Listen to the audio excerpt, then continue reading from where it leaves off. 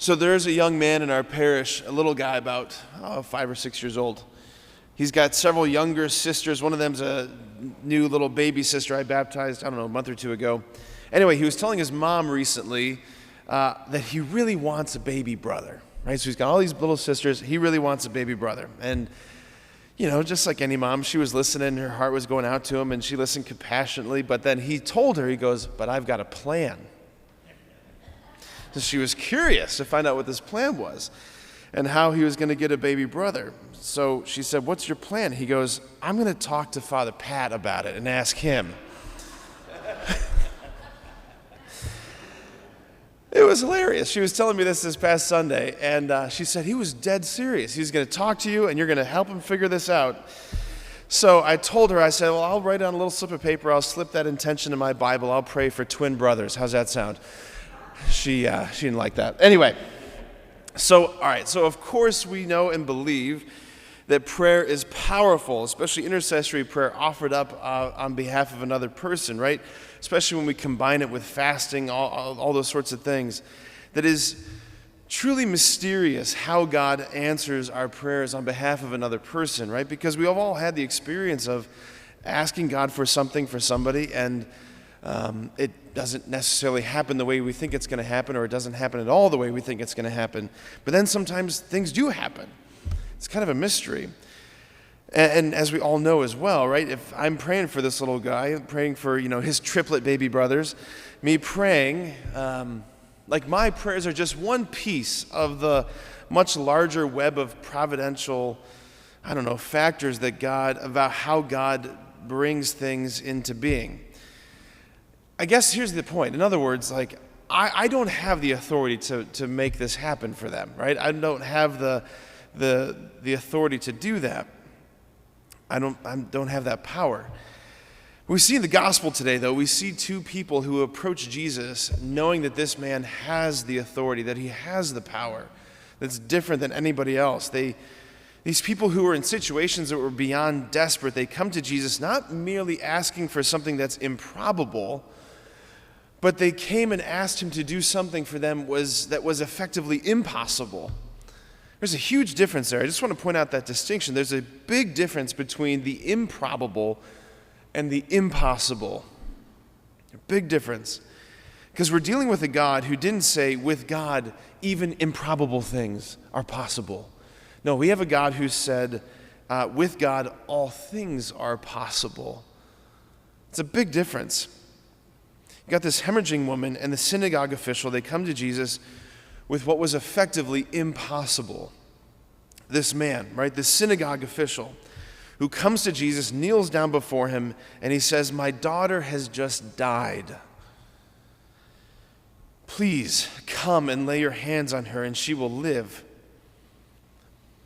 Imagine this, take a step back from this, and trying to imagine the scene a little bit more broadly. Imagine this dad sitting for days, bedside with his daughter, with his wife, with his other children, desperately praying for her, praying over her, asking God to intervene for them, then bringing in doctor after doctor, trying remedy after remedy, trying to cure her, and she's not getting better. Then maybe they bring in some, religious officials, maybe someone from the synagogue to come pray over her, official prayers of the Torah, and again, the life is just ebbing away from her until that final moment where she breathes her last. And then this man does what no one does. Picture him, instead of falling into despair or losing all hope, he gets up and he runs out of the house. And listen, you can almost hear his wife going, "Where are you going?" And he says, "I'm going to find Jesus of Nazareth." And he runs out. This dad knew what every dad knows, what every person knows, that dead people stay dead. That there's hope up to a certain point, but then all hope is gone. But he didn't let hope die in his heart. He wanted to bring the impossible to Jesus. And so while he's on his way to this girl's house, he's interrupted by another individual, this woman, who for 12 years, she's dealt with this hemorrhaging flow of blood from her body that nobody could cure. In other Gospels, we hear about how she had exhausted all of her efforts, going to doctor after doctor. No one cured her. But then there's this detail. It only got worse, right? It seemed impossible that she would ever be better. And she comes to Jesus so desperate, and she brings him her impossible, and she's immediately cured. Here's what we do.